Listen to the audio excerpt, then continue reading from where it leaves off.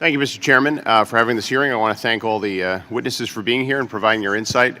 So this is a topic that's near and dear to my heart. Before coming to Congress, I was an entrepreneur. I started my first company in the early 90s. I took it public in 1996. I was the youngest CEO of the New York Stock Exchange at the time, sold it in 99, started my second business in 2000, took that public in 2003, and ran it until I decided to run for office. Ernst & Young gave me the Entrepreneur of the Year award. So I've spent a lot of time around entrepreneurship. And my second business was a commercial finance company, which meant we lent money to small to mid-sized businesses, and we lent $30 billion to 3,000 small to mid-sized businesses all over the country. And so when I think about being an entrepreneur, the thing that has struck me about this hearing is this notion that tax policy matters to entrepreneurs. Being an entrepreneur is about a dream. It's about thinking you can change the world. It's about thinking you have some innovation that can make a disproportionate difference in the lives of your community, your country, your people. It's about wanting to be independent, to chart your own path, to be a pioneer. Those are all the emotions of an entrepreneur. I have never met an entrepreneur who was making a decision about whether to be an entrepreneur based on tax policy. Because in fact, most startup companies don't make money for a while. And most entrepreneurs would say, God, I hope to pay taxes one day, because that means my business is working. And to me, what allowed me to start my businesses is, I was married to a wonderful woman who had a job, that job gave us health care, and she was supportive of me doing this, so I could take the risk because we had that security in our own situation. I started my business in a market here in the DC area in Chevy Chase, Maryland, where we had access to really terrific employees.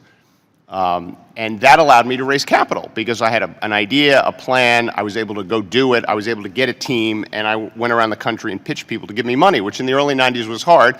Now it's relatively easy, not for venture capital, so Ms. Donahue thinks right, but for more professionally managed capital because that's just a better risk return for most people than venture capital. So this notion of I guess, Mr. Deere, you said something earlier about how tax policy matters to entrepreneurs and startups. But right now, 80% of the professionally managed venture capital goes to Northern California, New York, and Massachusetts, three of the highest tax places in the country. How do you explain that if tax policy matters to these investors? You're absolutely right, Congressman, that very few entrepreneurs think about tax policy as they're thinking about becoming an entrepreneur, that they're driven by passion, they're driven by an idea, exactly as you said. So why does all the money go to the highest tax places?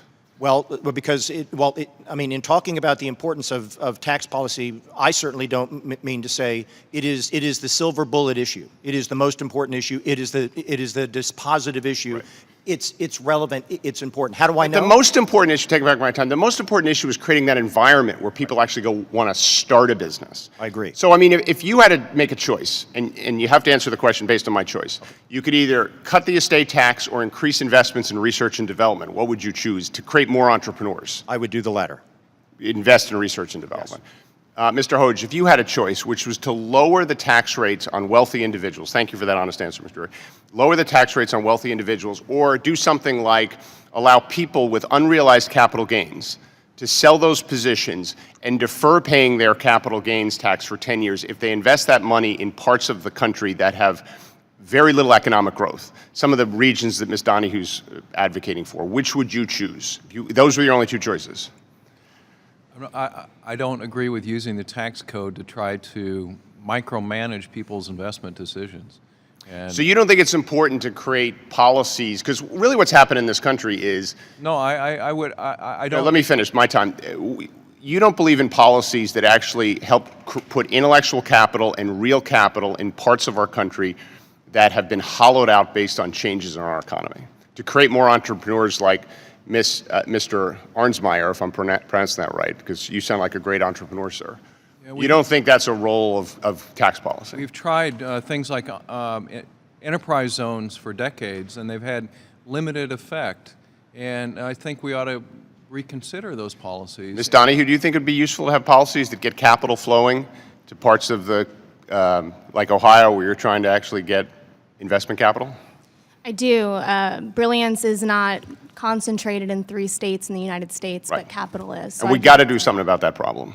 Great. Thank you for your time, everyone.